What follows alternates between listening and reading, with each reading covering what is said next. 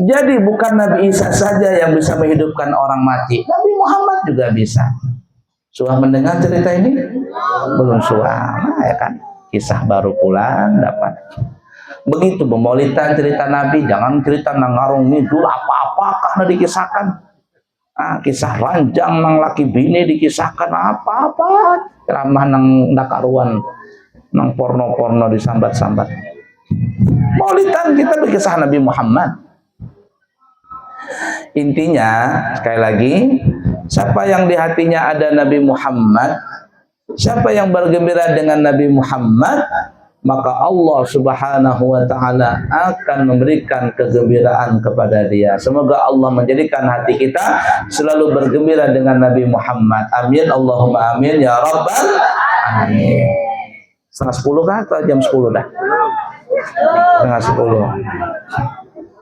Lanjut kah? Nah, berkisah pulang lagi kita. La ilaha illallah Muhammad Rasulullah sallallahu alaihi wasallam.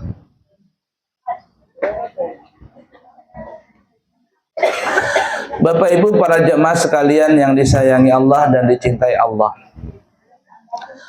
Ada 2 gunung yang dijanjikan untuk masuk surga. Yang pertama Jabal Uhud yang ada di kota Madinah. Dalam hadis Muslim dikatakan Uhud yuhibbuna wa nuhibbu. Gunung Uhud itu jar Nabi, dia cinta kepada kita dan kita cinta kepada dia. Yang kedua gunung yang masuk surga dipastikan adalah Tur Sina, Gunung Sinai. Disebutkan dalam Al-Quran wat-tini waz-zaitun wa turi sinin wa hadzal baladil amin. Demi buah tin, demi buah zaitun, dan demi Tur Sinin. Apa Tur Sina? Yani Gunung Sinai. Dan demi kota yang aman ini, yani kota Mekah. Gunung Sinai itu adalah tempat munajatnya Nabi Musa kepada Allah Ta'ala. Disitulah Nabi Musa mendapatkan kitab Taurat, dan disitulah Nabi Musa berbicara dengan Allah Ta'ala bila sautin wala huruf, tidak memakai suara, tidak pakai huruf. Bagaimana? Wallahu alam. Kalamuhul qadim, Allah berbicara dengan kata-kata yang sedia, perkataan yang sedia. Hanya Allah yang maha tahu. 2 gunung ini yang dijanjikan oleh Allah masuk surga. Tapi tidak menutup kemungkinan Bapak Ibu, bisa saja Allah lebihkan daripada itu. Bisa saja Jabal Rahmah. Jabal Rahmah di mana Jabal Rahmah? Di Arafah. Tempat orang wukuf di Arafah. Jabal Rahmah yang ada tuguhnya itu, di situ jarnya pertemuan antara Nabi Adam dengan Siti Hawa setelah berpisah kurang lebih 300 tahun lamanya. Di situ bertemu di padang Arafah. Dan tidak menutup kemungkinan bisa saja Allah menghendaki Jabal Nur. Tahu Jabal Nur? Di atasnya ada apa? Gua Hira. Yang pernah berangkat haji, umrah, berjalan-jalan pasti tahu tuh. Nah, kayak Arjani suah ke sana lah kita. Mau ke Jabal Nur. Cuman kadang naik pang ke Gua Hira, tinggi. Dan tidak menutup kemungkinan kalau Allah berkehendak bisa saja Allah memasukkan gunung yang ketiga. Apa itu? Jabal Thur. Tempat persembunyian Nabi waktu dikejar oleh kafir Quraisy di malam hijrahnya Nabi. Nabi bersembunyi dengan Sayyidina Abu Bakar di situ. Ada yang mengatakan 3 hari, 4 hari, wallahu alam. Hanya Allah yang maha tahu. Bersembunyi di Jabal Thur. Nah, cuman yang pasti 2 tadi, Jabal Uhud dan Tur Sina. Tapi tidak menutup kemungkinan Jabal Rahmah, Jabal Thur, Jabal Nur masuk surga. Selain gunung-gunung yang kita sebutkan tadi, Gunung Sari, Gunung Kawi, Gunung Malang, apa lagi? Gunung Guntur, gunung aja di Balikpapan ini. Makanya kalau orang Jakarta atau orang mana itu pertama kali datang ke Balikpapan bingung. Gunung semuanya. Orang maulah rumah tingkatnya ke bawah lawan ke atas. Kalau di Jawa kan orang maulah rumah kan tingkat ke atas. Di Balikpapan ke bawah tingkat, ke atas tingkat. Jurang dibikin rumah. Ini kalau orang baru belajar naik mobil, pakai mobil manual, terundur itu trot, gunung aja dinaikinya. Nah, selain gunung-gunung yang kita sebutin tadi, termasuk apa ya? Selain itu ya, gunung apa tuh? Gunung Sari, gunung Malang, gunung apa? Sebutin aja beratan. Setelah kiamat, hancur beratan, nggak ada yang masuk surga. Nah, gunung Malang, kiamat dong hancur. Tapi mudah-mudahan penghuninya masuk surga. Pertanyaannya, kenapa yuk gunung-gunung yang kita sebutkan tadi masuk surga? Jawabannya adalah karena mereka cinta dengan orang soleh. Cinta dengan Nabi Muhammad. Nabi Muhammad masuk surga, gunung tadi juga masuk surga. Kita kalau ingin masuk surga, maka kita harus cinta dengan Nabi Muhammad. Namun kata ulama, kalau benda mati, gunung tadi, kalau benda hidup tapi tidak berakal seperti hewan, apa tadi, kancil, atau seperti benda mati yang kada bergerak seperti apa tadi, batang kurma, itu mereka masuk surga syaratnya cuma satu. Apa itu? Cinta dengan Nabi Muhammad, cinta dengan orang saleh, masuk surga. Tapi apakah kita bisa masuk surga dengan modal cinta saja dengan Nabi Muhammad? Jawabannya belum sempurna. Kalau kita ingin masuk surga bersama dengan Nabi Muhammad, syaratnya itu ada dua. Satu, cinta dengan Nabi Muhammad, sama dengan binatang-binatang tadi, apa gunung-gunung tadi. Satu dulu, cinta dengan Nabi Muhammad. Dan yang kedua, ini yang paling berat. Buktikan cinta itu bittiba'in Nabi Muhammad, mengikuti jejak langkah Nabi Muhammad. Bermaulidan tiap malam, kesana kemari, datang Habib ini umpat, datang Kiai ini umpat, datang penceramah yang lagi ngetren di YouTube umpat, pokoknya umpat di mana-mana, paling depan lagi. Tapi imbah bermaulidan, berjualan menipu orang. Ketika selesai bermaulidan, kada sholat. Ketika bermaulidan tuntung, boleh ke rumah wani lawan laki. Nah, di sini kada ada, di sana sama. Di sini berbinanya baik-baik semua. Tuntung bermaulidan, masih menipu orang. Tuntung bermaulidan, mengurumpi, menggosip, memfitnah. Apa ini? Cintanya itu nggak sempurna. Buktikan cinta itu dengan mengikuti jejak Nabi Muhammad. Apa yang dilakukan oleh Nabi Muhammad, kerjakan. Apa yang ditinggalkan oleh Nabi Muhammad, maka kita juga tinggalkan. Itulah yang namanya bukti cinta. Cinta itu penuh dengan pengorbanan. Nah, kita boleh dari ini, perhatikan kita. Bini-bini kita menutup aurat kada? Bini kita masih berjoget gak di TikTok itu, berjoget sana, berjoget sini, bikin konten sana, konten sini, dilihat oleh laki-laki yang bukan mahram di seluruh dunia. Apa kita?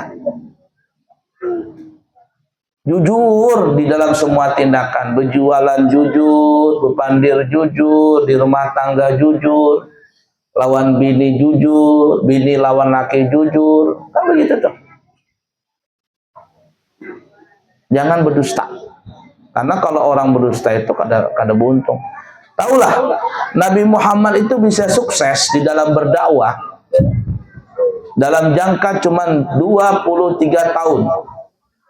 13 tahun di Mekah, 10 tahun di Madinah. Dalam jangka 23 tahun Nabi sukses. 124.000 sahabat masuk Islam semuanya.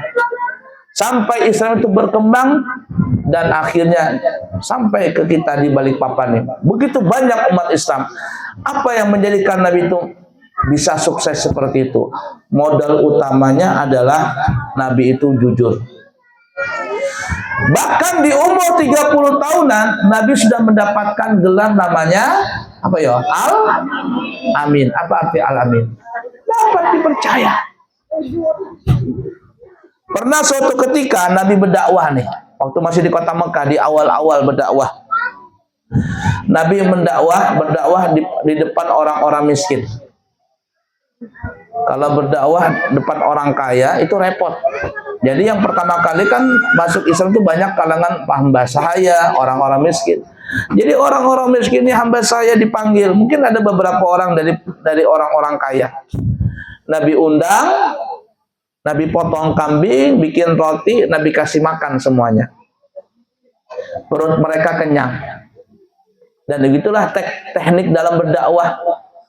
Ini kalau kita bawa undangan maulid, kada ada makanannya, jarak orang datang. PRT 22 ngadakan maulid tahun depan, tidak mau datang. Kenapa? Baju putih aja disuruh PRT aja. Tapi ketika ada nasi kotaknya, apalagi Pak nasi padang pulang, Masya Allah. Dapat 2 lagi bawa bulik, Masya Allah. Tahun depan mengadakan peringatan maulid, bertambah datang manusia. Kenapa? Itu teknik dalam berdakwah. Bagaimanapun kita berdakwah, berapi-api. Semangat dalam berdakwah. Kalau parut lapar, kada mau masuk. Bujur kada? Jadi Nabi itu dakwah. Dikasih kanyang dulu lawan Nabi, makanan.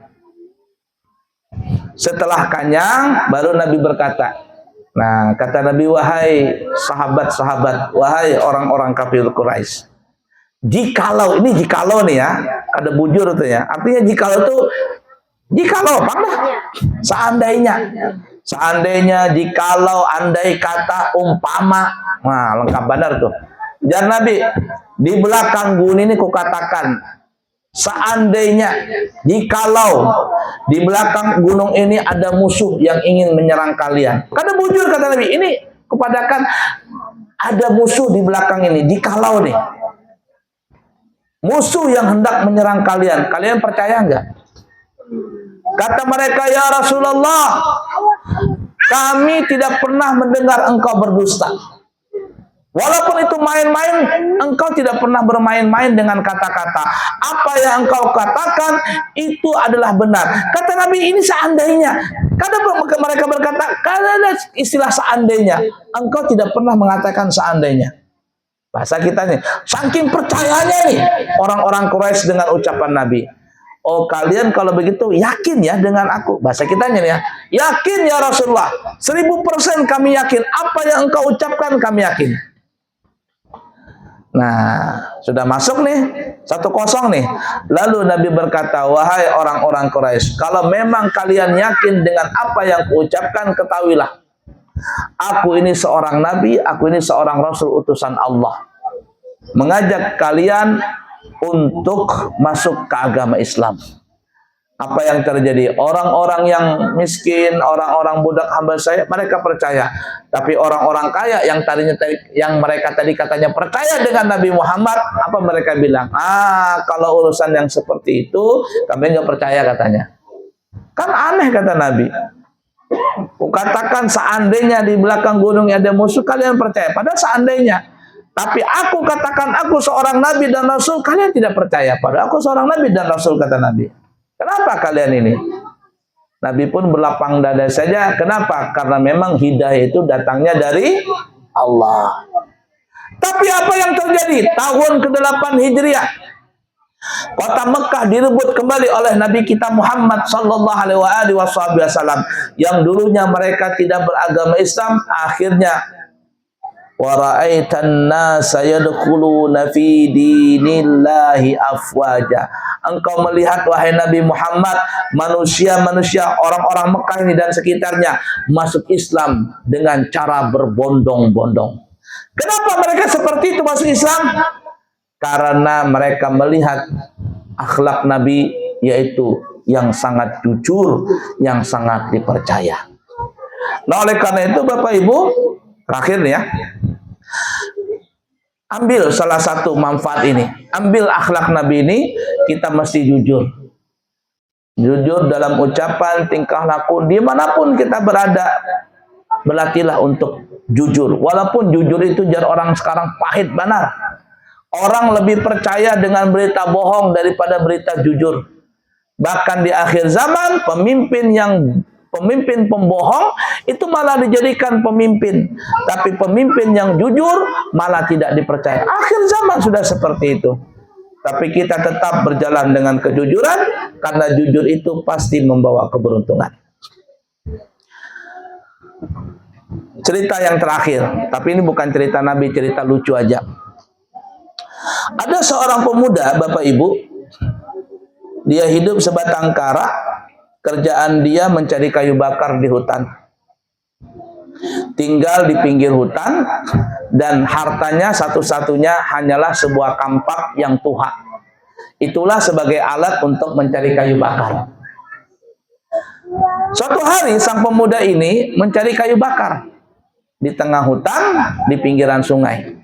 Walaupun sang pemuda seperti itu kondisinya, tapi sang pemuda ini mempunyai satu sifat yang baik. Apa itu? Orangnya jujur. Nah, pada saat itu sang pemuda ini mengampak kayu di pinggiran sungai. Entah bagaimana tiba-tiba mungkin belum sarapan kah apa begitu. Kampak tadi itu terlepas dari tangannya, terkipai, melacung masuk ke dalam sungai. Nang repotnya, nang parahnya sang pemuda ini jangankan menyelam, berenang aja nggak ada kawa, apalagi menyelam. Kadalawas Bapak Ibu, tiba-tiba muncullah jin penunggu sungai itu. Muncul jinnya. Kalau diiklankan, ku beri 3 permintaan. Kata jin, pemuda, maaf Pak Ikam, buungut di sini, maaf pemungut di pinggiran sungai ini. Ternyata jinnya orang Banjar. Bisa bahasa Banjar. Kenapa Ikam tuungut di sini? Kata sang pemuda, hai jin, aku punya kampak nang buruk tercabur di dalam sungai. Pemuda ini ketakutan. Kenapa? Karena dia jujur. Kata jin, mau nggak aku ambilkan kampakmu tuh? Mau. Maka jin ini Bapak Ibu masuk ke dalam sungai. Kadalawas kemudian dia muncul membawa kampak terbuat dari emas. Ada tulisannya lagi 212. Nah. Jar jin ini, hai pemuda, apakah benar ini kampakmu? Ini emas nih. Kata pemuda, wahai jin, itu bukan kampakku. Kampakku nang buruk itu emas itu. Jar jin, bujur ini, orang jujur. Coba potongan kita, PRT, pian kan memancing nih. Ini ada kampak punya pian kah? Kata PRT, bujur itu kampakku mas itu. Sama aja PRT, kalau kita begitu dapat, ya kita padakan bujur itu. Tapi pemuda enggak. Bukan. Kalau begitu, tunggu, aku ambilkan yang kedua. Maka jin ini pun masuk lagi mengambil kampak yang kedua. Ternyata terbuat dari perak. Nah, bujur punya ikan, ada bujur. Kampakku nang buruk. Nah, kata jin, bujur jujur. Dikasih kampak emas kada akun, dikasih kampak apa tuh namanya? Kampak perak kada akun, nang handak nang buruk aja. Ringkas kata jin masuk lagi ke dalam sungai membawa kampak nang buruk. Jar jin, apakah ini benar kampakmu? Kata pemuda, itu kampakku. Jar jin, karena engkau orang jujur, nih, ku kembalikan kampakmu yang asli dan ku berikan kampak emas dan kampak perak. Jangan khawatir, ini halal karena emas dan perak ini punyaku. Alhamdulillah. Berkat apa ya tadi ya? Berkat jujur. Sampai di situ kisahnya? Belum, masih bersambung episode yang kedua. Setelah itu Bapak Ibu, sang pemuda ini pun berangkat ke pasar. Maka pasarnya pasar BP lagi di situ. Menjual apa ya? Menjual emas. Masya Allah. Berapa emas sekarang? Segera berapa? 2 juta. Nah, tahu sudah 2 juta. Masya Allah. Kalau kampak itu beratnya 2 kilo. Berapa kira-kira sudah itu? Pokoknya kaya lah sugih. Imbah dapat duit yang banyak, sang pemuda ini mikirin satu hal. Apa ya? Kawin, menikah. Karena kan kalau sudah berduit banyak, pikiran satu, menikah lagi, menikah. Jangankan pemuda nang bapak-bapak aja kalau berduit banyak bisa menikah lagi, apalagi pemuda. Nikahlah sang pemuda ini, tapi disayangkan dia mendapatkan istri itu kurang cantik, jar kekanakan balik papan, sudah hirang, bau, jelek, hidup lagi katanya, hidupnya itu nah. Cuman ingat ya Bapak Ibu, bukan cantik yang membuat cinta, tapi cinta yang membuat cantik. Kalau memang bapak-bapak itu cuman pikirannya cantik, ibu-ibu yang sudah tua pasti mungkin ditinggalin. Tapi bukan karena itu. Karena bapak-bapak itu cinta dengan ibu, walaupun mungkin sudah keriput, tetap aja suaminya cinta. Itu tadi rumusnya, bukan cantik yang membuat cinta, tapi cinta yang membuat cantik. Sama dengan pemuda ini, walaupun mungkin dia mendapatkan kurang cantik, tapi sang pemuda itu cinta. Setelah dia menikah, suatu hari sang pemuda ini kepingin mengajak bininya jalan-jalan ke dalam hutan, ingin menunjukkan di mana dia dapat kampak itu. Entah bagaimana tiba-tiba bininya ini berjalan di tepi sungai, terpeleset masuk ke dalam sungai. Ibu-ibu kada muncul bininya itu. Jar pemuda nasib, ya nasib, kemarin kampak nang buruk masuk di sungai ini, sekarang biniku juga masuk ke sini. Ada apa sungai ini? Kada lawas kemudian Bapak Ibu muncullah jin nang kemarin. Ada apa lagi? Kamu duduk di sini. Anu jinai, biniku tercebur ke dalam sungai. Diambil kah? Ambil. Maka jin ini Bapak Ibu masuk ke dalam sungai. Kada luas kemudian muncul jin tadi, tapi yang dibawa Luna Maya. Bungas Bandar nih. Jar jin tadi, hei pemuda, aku bertakun lah. Ini bini ikam atau kada? Jar pemuda, semat lah, aku pikir dulu lah. Nah, coba lihat lakian begitu tuh, kalau dapat yang bening berpikir dia sudah. Bujur kada bini ikam?